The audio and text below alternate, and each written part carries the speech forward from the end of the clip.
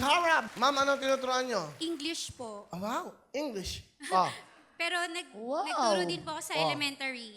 Pero, Hi, ma'am. How Hi- are you? Hi, sexy hipon. My name is Hurley Nicole Budol. Okay, so what are you doing today? I'm hosting. Exactly. How about you, do ma'am? I'm actually joining the Wawa Win contest for Yes, young I and know, pretty ma'am. teachers. So, Okay, ma'am. 1 bye. plus 1.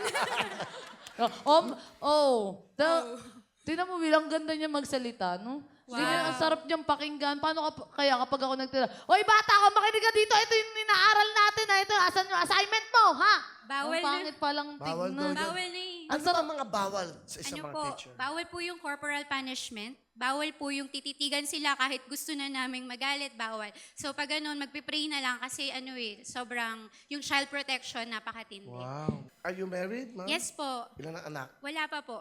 Plan po namin next year. Ma'am, sino kasama nyo? Pinapakilala ko po yung pinaka-mabait at pinaka-pogi kong kuya, kahit dalawa yung kuya ko, si Kuya Dre. Ayan. Hi Will, magandang hapon at magandang hapon din po sa lahat ng mga nandito po sa studio. Okay, Sir Kuya Gray, anong trabaho? Nasa bahay lang po, Kuya Will. Tigas po ako ngayon. Anong Anong tigas? tigas? Tigasaing, tigaluto, tagahugas ng mga plato. Tagalinis ng bahay. Boy, tigas! Okay. Kuya Gray, anong gusto niyo sabihin kay ate? Bunso po namin siya, Kuya Will.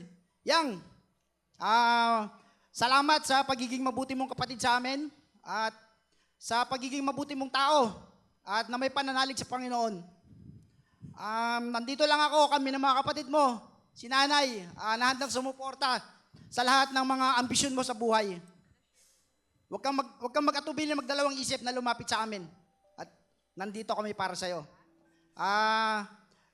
God bless sa karir mo bilang isang teacher.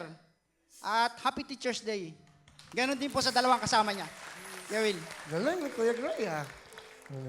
Ma'am Hara? Ano? Sige lang. Kuya, Dang, wag mong minamaliit kung tambay ka lang. Sabi mo kasi yung tambay na katulad mo, yung panahon, 2 years ago, si Papa, ikaw yung nag-alaga sa kanya. October din yun. Tapos kung tambay ka lang, bakit ikaw yung kasama ko dito? So praise God kasi kapatid kita.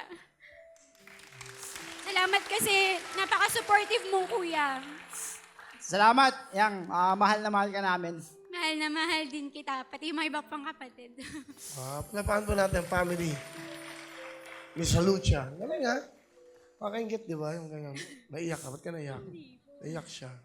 Naalala ko lang, Will, kasi yung nag-aaral ako. Kasi education din yung course ko. Teacher ka? Oo, graduate ako. Hindi ko. Totoo. Nag-teacher din siya.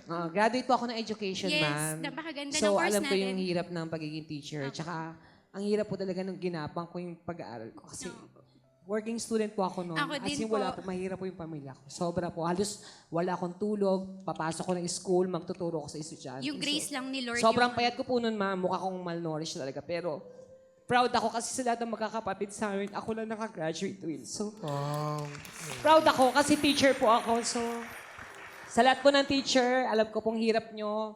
Proud po ako sa inyong lahat. Happy Teacher's Month. Happy Teacher's Day po. Ma'am, anong talent? oration po. Aba, oration. Ano ba kung ano oration? Oration. Yung nag-orasyon. Anong orasyon? Anong orasyon? Ano yun? Okay. Pakinggan po natin, Ma'am Hara.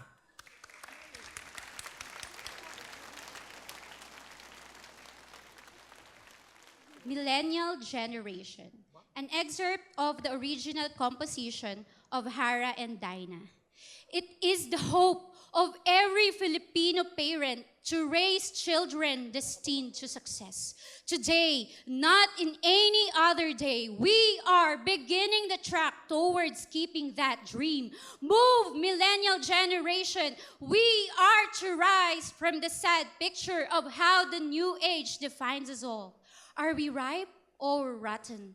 A generation that transforms the society is born to bear values, manifest behavior, and attitude that combats the misfits around the globe. We understand that our generation today is considered far different from the youths long time ago. Stereotyping is inevitable, but we should not be paralyzed to make our own brand, because no matter how modernized our ways of living become, we are the hope of our future, and that we must resolve to uphold, not compromising the good in us. Our Maker made us good and bear goodness with purpose. Let us live and conduct our youthfulness with pride, dignity, hope, and worship. For after all, no matter what generation we belong, we can only identify ourselves no other than with our Maker. Together, let us move to make our parents happy and proud. Thank you. Wow, fabulous. Yan ang oration. Di ba meron, kaya mo ba yung ganon? Teacher ka. Ganun din, Sige nga. Sabi Populi as Suprema Lex. What? The welfare of the people. Yun lang, Will. Wow. Nag-abang kami, mama. Ang ganda, ha? Oo, Will. Nag-abang kami. Yun lang. Anong title alala nun? ko. Welfare of the people. Ikaw, alam mo ba yan? Oh. Sige na nga. Yan, ba? Hiponski. Ang mga hipon, may ano yan, oration. The children. The children is the hope of the people in the future. So let them back to the right direction right now.